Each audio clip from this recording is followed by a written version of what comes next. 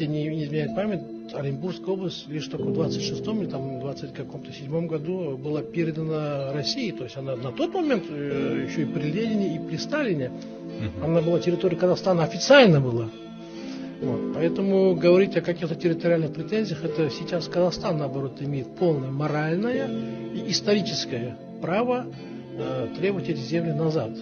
То есть Казахстан, по заявлению этого человека, имеет полное моральное и историческое право требовать земли от России, которые находятся как минимум от казахской границы на 500-600 километров. Подобные заявления у радикальных казахских националистов вызывают просто экстаз. То, что это все не имеет отношения к реальной истории, думаю, рассказывать не нужно. Данный бред — это очередное переписывание истории, чтобы создать базу для взращивания нацистов в Республике Казахстан.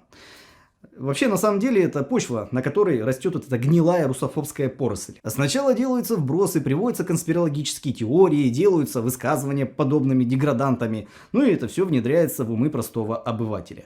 Делается это планомерно и систематически. Чтобы что? Чтобы сделать из Казахстана вторую Украину. Почему именно Казахстан? У нас с Казахстаном огромная граница. В Казахстане русские — это вторая по численности национальная группа. На начало 2021 года там проживало 3 миллиона 400 тысяч русских. Это 18% населения. Да, доля их сокращается постепенно. Для сравнения, при распаде Советского Союза русских в республике насчитывалось 6 миллионов 200 тысяч человек. Это 40% от населения. То есть практически полстраны — это русские.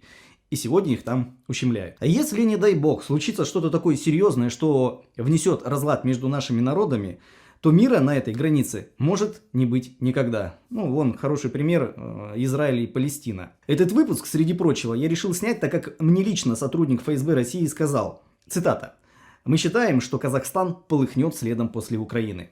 Особо обращая внимание на то, что это только предположение, но прогноз, как видите, тревожный. Оснований, к сожалению, очень много.